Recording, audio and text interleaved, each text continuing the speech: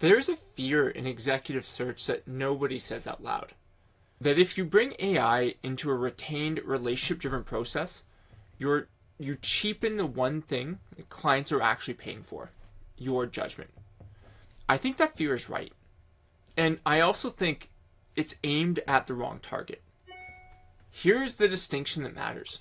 In executive search, there's only the work you can do, right? Reading a boardroom, assessing whether somebody's actually thrive in a specific culture, having a hard conversation with a candidate who's on the fence. That's advisor-led judgment. That's the product. Then there's everything around it. Transcribing the intake call, making the candidate assessment, keeping the client's record current, formatting the shortlist. Nobody hired you for the second category, but that's exactly where your senior people are spending their time. The mistake is thinking that the AI has to touch the judgment. It doesn't. It should clear everything around the judgment so you have more room to do it. This is the bottleneck. This is where the botless piece matters more in executive search than anywhere else. In a retained search, a lot of the most important conversations are sensitive. A candidate who's confidentially exploring a move, client discussing a leadership problem they'd never put in an email. A bot visibly joining that call changes it. It signals that this is being recorded and processed, and it makes people guarded right when you need them to open up. CoRecruit records silently through a desktop app, not a bot in a meeting. The conversation stays human. Afterwards, the transcript, the assessment draft, the ATS is all handled for you. So you get the intelligence layer without introducing friction in the relationship. That's the whole point. The touch stays intact. Now, I'm definitely not saying you should be blindly recording people without their consent. The point is, you grab that consent from them at the start, asking, hey, do you mind if my AI assistant joins our call today?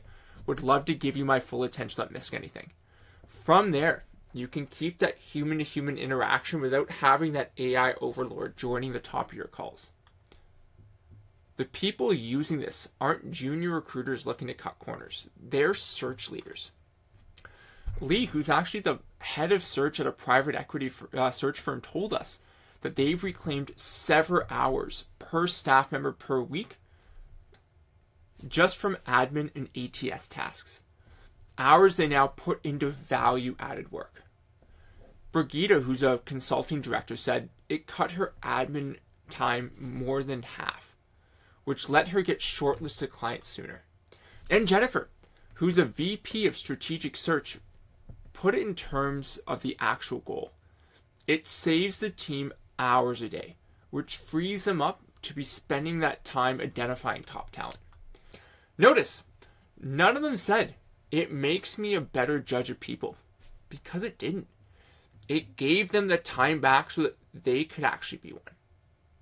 Here's why it matters significantly, maybe even for smaller search firms. The advantage of a boutique search firm has over a large one is intimacy. Senior attention on every search, not a handoff to a junior team member. The disadvantage is capacity. You can't be everywhere. Admin is what eats at that capacity.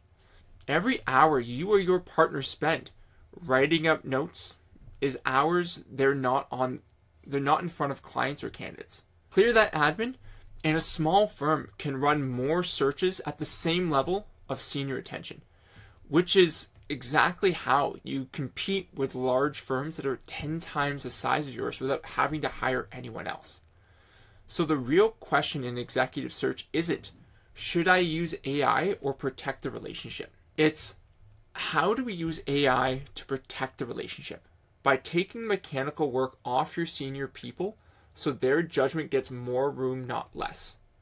Use it that way. AI doesn't make executive search less human. It makes it more human. If you want to see how that works on a live retained search, book a demo down below.